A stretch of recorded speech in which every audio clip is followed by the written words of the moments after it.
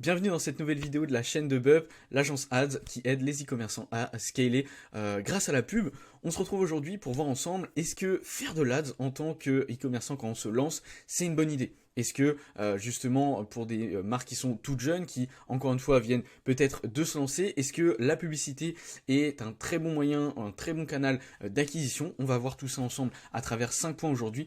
Et donc on part directement sur le premier, qui est plus une constatation, quelque chose qu'il faut avoir à l'esprit, puisque ne pas avoir de clients, c'est beaucoup moins convaincant pour une marque. On va prendre l'exemple, d'un restaurant, je vais y arriver, qui a très peu d'avis, vient de se lancer. On voit que sur Google directement, il y a même aucun avis. Il vient tout juste de se lancer encore une fois, où il y a très peu de témoignages. Alors que de l'autre côté, on a un deuxième choix qui est un restaurant beaucoup plus coté, avec, on le voit, des liens vers les réseaux sociaux très fournis, avec énormément d'images clients, etc. On va être beaucoup plus tenté, surtout à des prix équivalents, d'aller dans le restaurant qui est beaucoup plus coté. C'est quelque chose qui est très important et c'est donc ce serait donc peut-être mettre de l'argent dans le vent que d'investir dans de la communication, notamment sur de la publicité, puisque justement on n'a pas cette preuve sociale, on n'a pas cette validation extérieure qui est très importante et c'est le premier point que je voulais aborder, puisqu'encore une fois la publicité, et je spoil un petit peu la conclusion de la vidéo, n'est peut-être pas très adaptée, voire carrément inadaptée pour des marques qui viennent de se lancer. Le deuxième point, c'est quand on n'a jamais vendu un produit, on ne connaît pas les bons mots.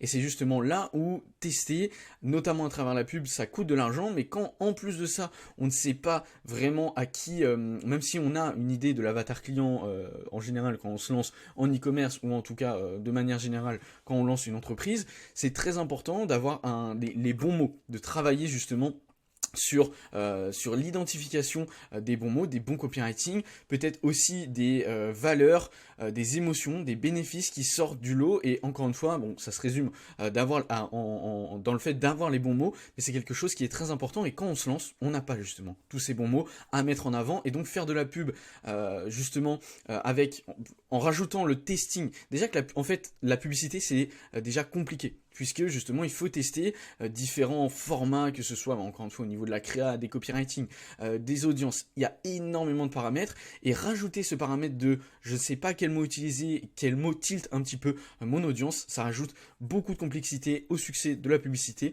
et donc c'est pas quelque chose que je conseille de lancer de la pub directement, notamment à cause de ce point. Le troisième point, c'est vraiment le fait que la publicité, ce n'est qu'un amplificateur, ça ne crée pas de demande. C'est-à-dire qu'une marque qui n'a pas déjà vendu, qui n'a pas déjà validé son produit, qui n'a pas validé son audience, qui n'a pas validé encore une fois les mots qu'il peut utiliser, c'est très compliqué et ça ne va pas créer de demande de faire de la publicité. Une marque qui n'a pas un bon produit, encore une fois, elle ne pourra jamais le valider en organique, et j'y reviendrai juste après.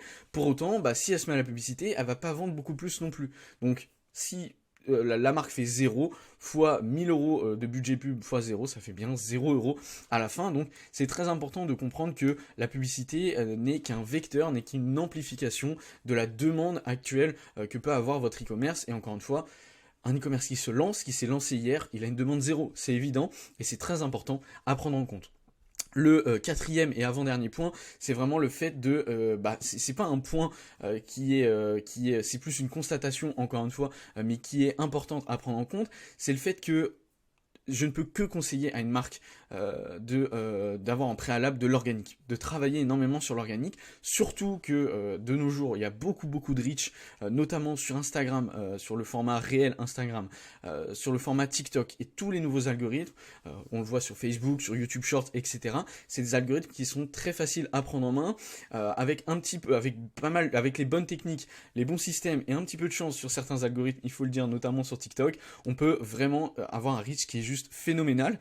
Et puis justement, repasser par toutes ces étapes de, voilà, grâce à l'organique, commencer à avoir une audience, créer une vraie demande, trouver les bons mots pour ensuite faire de la publicité et même organiser sa communication de manière générale. Et puis voilà, c'est vraiment un préalable d'avoir justement, de faire justement la partie organique, de travailler sur cette partie organique, et ensuite de se mettre à la publicité, notamment peut-être sur Meta, sur TikTok, essayer peut-être de capitaliser sur le réseau social qui marche le mieux. Par exemple, voilà, si on teste en organique, on lance son e-commerce directement sur Instagram Reels, sur le format Reels, au format TikTok, sur Facebook, sur YouTube Shorts, il y a forcément un canal organique qui va sortir du lot et c'est sur ce canal qu'il faudra potentiellement capitaliser.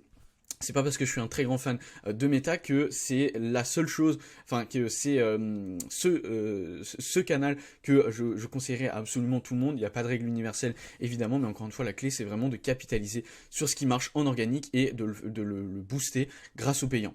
Dernier point, c'est vraiment le fait qu'après les premiers clients, ensuite enchaîner avec la publicité, ça va un petit peu dans le flow de ce que je disais juste avant, donc je vais pas me répéter, mais voilà, le but c'est vraiment quand on lance son e-commerce de travailler énormément sur le côté organique, d'investir beaucoup là-dessus, que ce soit dans des shootings, dans des équipes énormes au niveau justement de la création de contenu organique. Ça permettra de trouver les bons mots, de trouver les bons copywriting, qu'est-ce qui marche, et puis ensuite dupliquer tout ça, travailler énormément le message et l'axe qu'on peut trouver au niveau marketing et puis le mettre au niveau publicitaire et c'est quelque chose de très puissant. Donc voilà, je pense que j'ai fait le tour dans cette vidéo. Maintenant, si vous voulez scaler votre e-commerce grâce aux ads en 30 jours, on le fait pour vous. Résultat garanti. Le QR code est juste ici, sinon il y a tout dans la description. Et puis on se retrouve dans la prochaine vidéo.